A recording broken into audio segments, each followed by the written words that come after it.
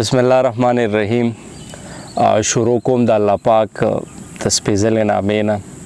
ډېره زیاته مننه کوم د عزیر خایون چې دلته زما خواله راغلی. دغه خپل نظم او شعرونه زه خایون ویب ټي وي ته په دغه شیشه باندې تاسو ته ډالۍ کوم.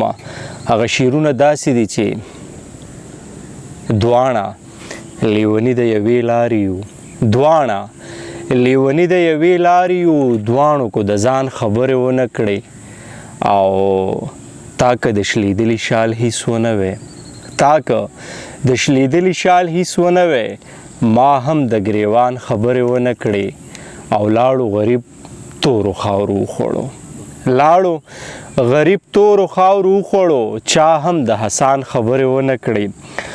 دغه نظم دی سرلیکی دی لاپته.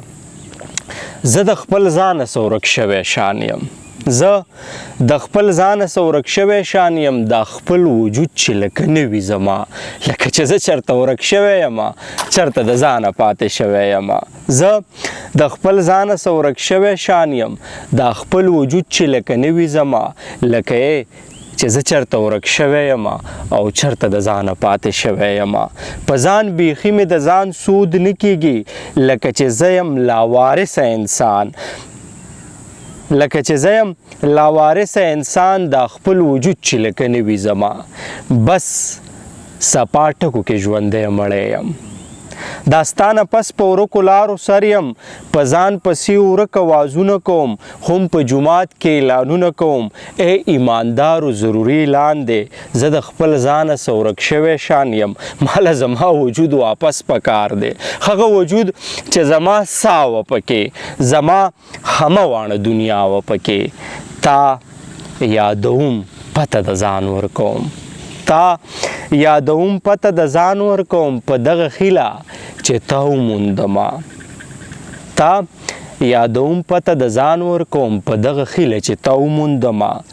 تا خو که رښتیا وایم څنګه ووایم، که رښتیا وایم څنګه ووایم، تا خو په خپله لار کې پریښی یم.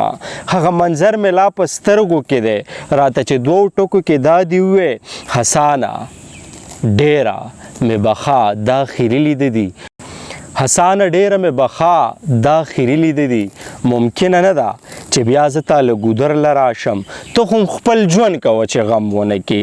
ما ستا دپاره دا هم ومنله، ما په خپل ځان باندې ښه جبر وکړو، ما تعویض واچو، ما ساخت وخوړو، ما هر یو پیر نه لاسنیوې واغستې، ما صدقې ما نذرانې ورکړلې، زه ګرمو شګو کې خو م ورغښتمه، ما شوګیرې وکړې، ما هر څه وکړو، خو ستا نامه او ته مې هیره نه شوې.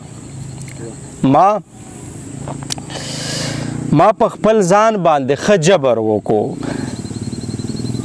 ما تعویض واچو، ما ساخت وخوړو، ما هر یو پیر نه لاسنیوې واغستې، ما صدقې ما نذرانې ورکړلې، زه ګرمو شګو کې خو م ورغښتمه، ما شوګیرې وکړې، ما هر څه وکړو، خو ستا نامه او ته مې هیره نه شوې.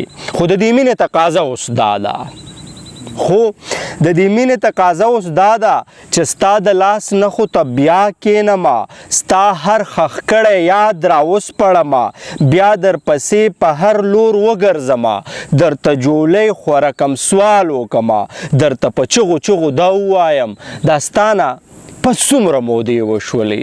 زه د خپل ځانه څه ورک شوی شان یم، دا خپل وجود چې لکه نه وي زما، لکه چې زه چېرته ورک شوی یم، چېرته د ځانه پاتې شوی یم، چېرته د ځانه پاتې شوی یم.